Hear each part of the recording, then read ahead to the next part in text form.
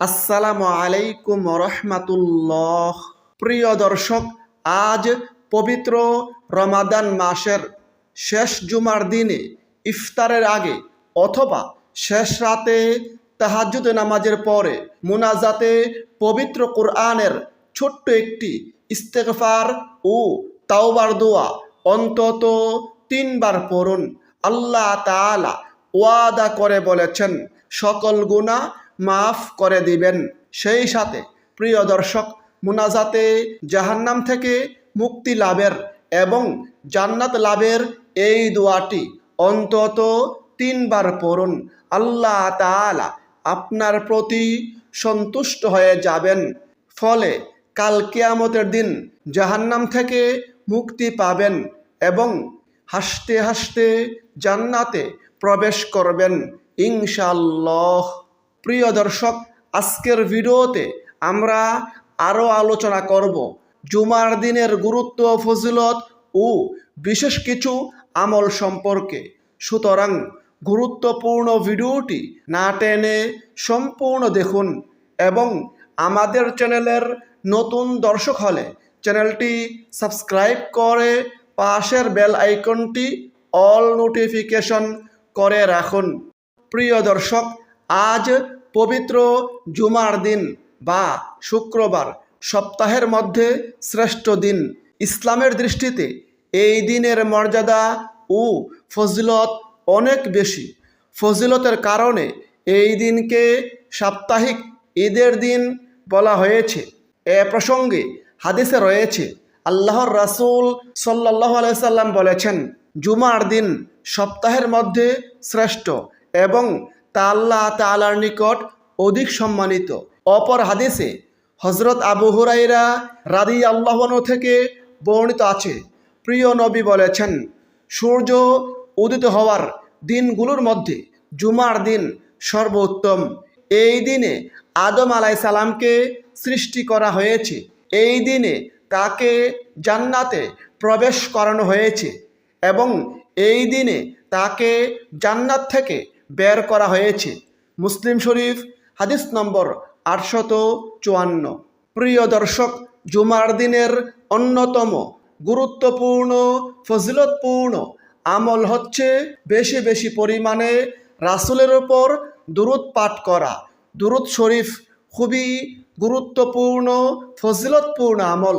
দুরূদ পড়ার নির্দেশ দিয়ে আল্লাহ তাআলা পবিত্র কোরআনে বলেন, নিশ্চয়ই আল্লাহ এবং তার ফেরেশতাগণ নবীর প্রতি দুরূদ পাঠপূর্বক সালাম প্রেরণ করিয়া থাকে।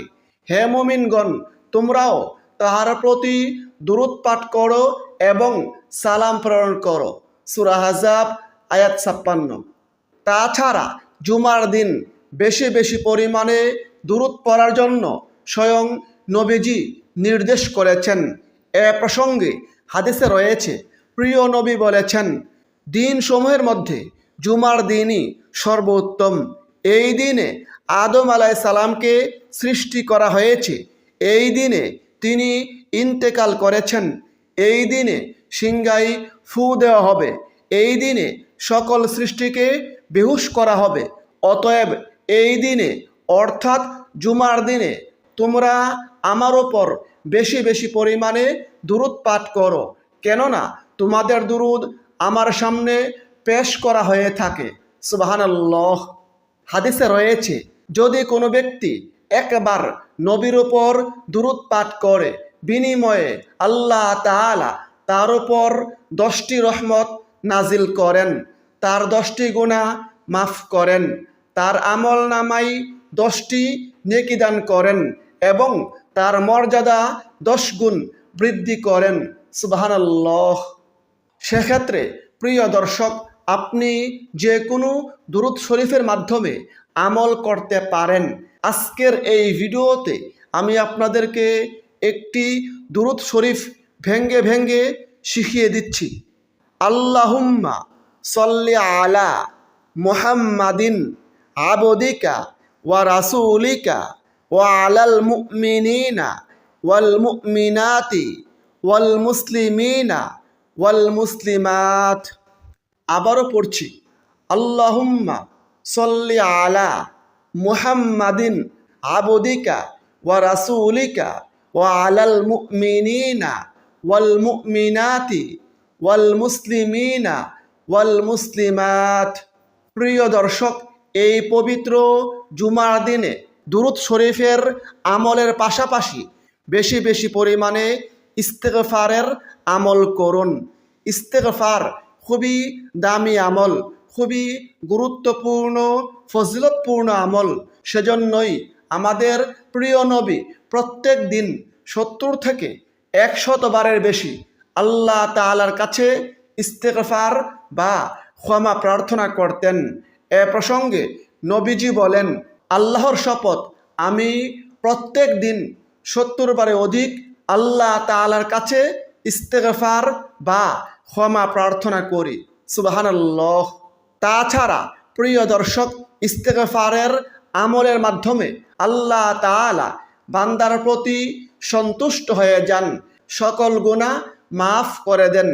এ প্রসঙ্গে আল্লাহ তাআলা নিজেই পবিত্র কোরআনে ওয়াদা করে বলেছেন, আর যে ব্যক্তি মন্দ কাজ করবে কিংবা নিজের প্রতি জুলুম করবে, তারপর আল্লাহর কাছে ইস্তেগফার করবে, ক্ষমা চাইবে, সে ব্যক্তি আল্লাহকে পাবে ক্ষমাশীল ও পরম দয়ালু। সুবহানাল্লাহ। সূরা নিসা আয়াত 110। পবিত্র কোরআনের অন্য স্থানে বলেন, হে আমার বান্দারা, তোমরা যারা নিজেদের উপর সীমাহীন জুলুম করেছ, অন্যায় করেছ, তোমরা আল্লাহর রহমত থেকে নিরাশ হয়েও না। নিশ্চয়ই আল্লাহ তোমাদের সব গুনাহ ক্ষমা করবেন, তিনি ক্ষমাশীল পরম দয়ালু। সুবহানাল্লাহ। সূরা জুমার আয়াত 53। তবে প্রিয় দর্শক, ইস্তেগফার করতে হবে মন থেকে, তাওবা করতে হবে একনিষ্ঠভাবে, তাহলেই আল্লাহ তাআলা আমাদেরকে মাফ করবেন, সেই সাথে আমাদেরকে জান্নাতে প্রবেশ করাবেন। এ প্রসঙ্গে আল্লাহ তাআলা নিজেই পবিত্র কোরআনে ওয়াদা করে বলেছেন, হে মুমিনগণ, তোমরা আল্লাহর কাছে খাঁটি তাওবা করো, আশা করা যায় তোমাদের রব তোমাদের গুনাহগুলো ক্ষমা করবেন এবং তোমাদেরকে এমন জান্নাতে প্রবেশ করাবেন যার তলদেশে ঝর্ণাগুলো প্রবাহমান। সুবহানাল্লাহ। সূরা তাহরিম আয়াত 8। তাছাড়া প্রিয় দর্শক, বেশি বেশি পরিমাণে ইস্তেগফারের আমল করলে আল্লাহ তাআলা বান্দাকে আরও অসংখ্য নিয়ামত ও পুরস্কার দিয়ে থাকেন। এ প্রসঙ্গে আবু দাউদ শরীফের একটি হাদিসে রয়েছে, নবীজি বলেছেন, যে ব্যক্তি বেশি বেশি পরিমাণে ইস্তেগফারের আমল করবে, ইস্তেগফারকে নিজের জন্য আবশ্যক করে নেবে, আল্লাহ তাআলা তার সকল দুশ্চিন্তা পেরেশানি দূর করে দিবেন, তার সকল বিপদ আপদ দূর করে দিবেন এবং আল্লাহ তাআলা ইস্তেগফারের আমলকারীকে এমনভাবে গায়েবী উৎস থেকে রিজিক দান করবেন যা সে কল্পনাও করতে পারবে না। সুবহানাল্লাহ। প্রিয় দর্শক, সেক্ষেত্রে আপনি ইস্তেগফারের যে কোনো দোয়ার মাধ্যমে আমল করতে পারেন। আজকের এই ভিডিওতে আমি আপনাদেরকে অসংখ্য দোয়া থেকে একটি গুরুত্বপূর্ণ ইস্তেগফারের দোয়া শিখিয়ে দিচ্ছি। দোয়াটি হচ্ছে, রব্বি গফিরলি ওতুব আলাইয়া ইন্নাকা আনতাত তাওয়াবুর রহিম। রব্বি গফিরলি ওতুব আলাইয়া ইন্নাকা আনতাত তাওয়াবুর রহিম। অর্থ, হে আমার প্রভু, আপনি আমাকে ক্ষমা করুন, আমার তাওবা কবুল করুন, নিশ্চয়ই আপনি তাওবা কবুলকারী করুণাময়ী।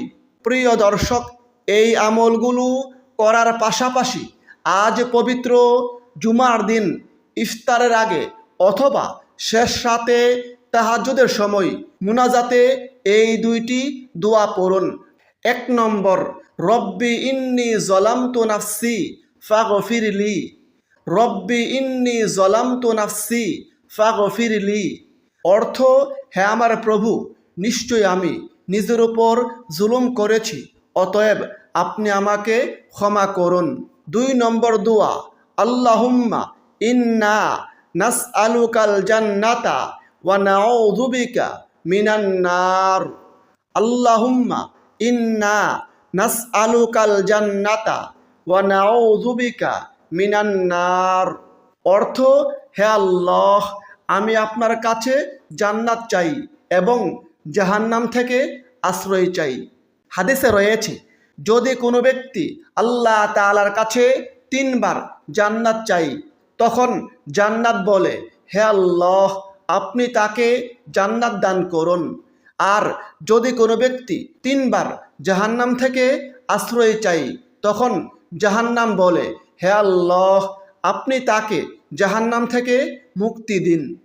প্রিয় দর্শক, এই দোয়াগুলো মুনাজাতে যে কোনো সময় করতে পারেন, তবে বিশেষ সময়ে মুনাজাত বা প্রার্থনা করলে আল্লাহ তাআলা বেশি পরিমাণে কবুল করে থাকেন।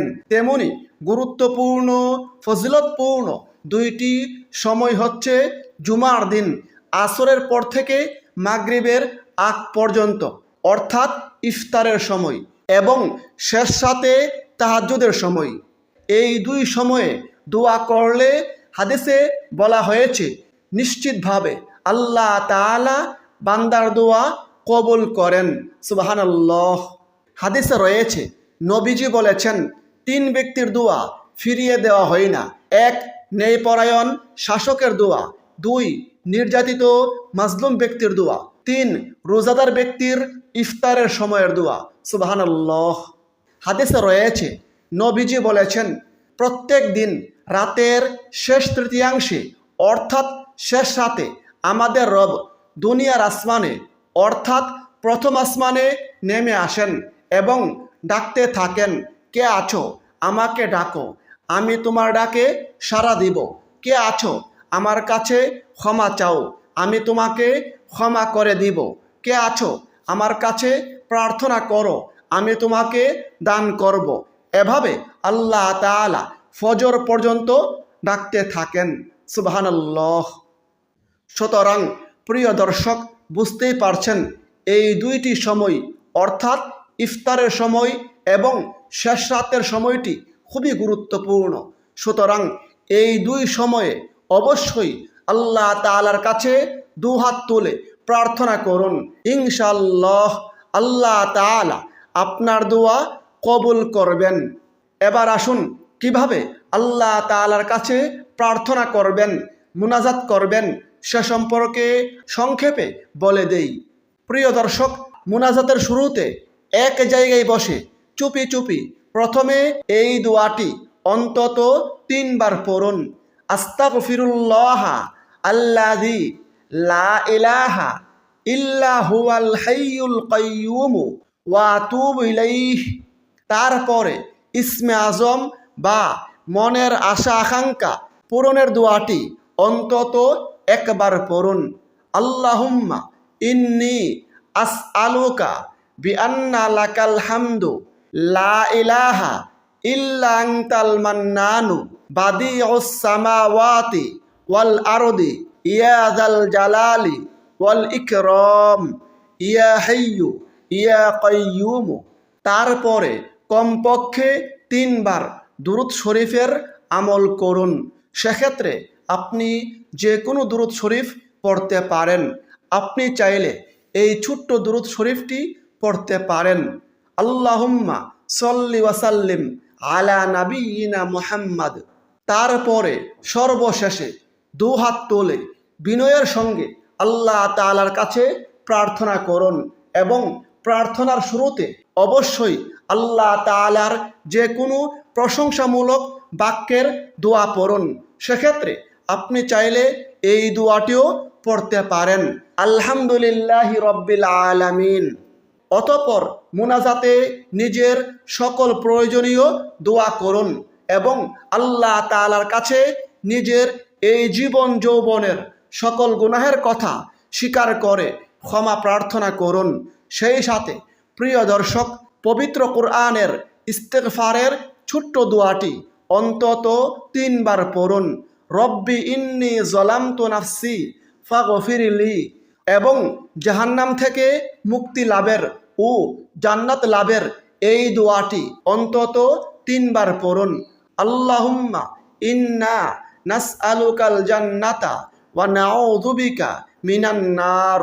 এইভাবে বিনয়ের সঙ্গে কাকতি মিনতি করে আল্লাহ তাআলার কাছে মুনাজাত করুন, প্রার্থনা করুন। ইনশাআল্লাহ আল্লাহ তাআলা আপনার জীবন যৌবনের সকল গুনাহ মাফ করে দিবেন।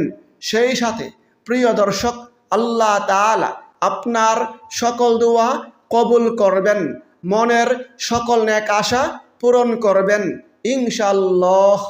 আল্লাহ তাআলা আমাদের সকলকে আমলগুলো করার তৌফিক দান করুন। আমিন। আসসালামু আলাইকুম ওয়া রাহমাতুল্লাহ।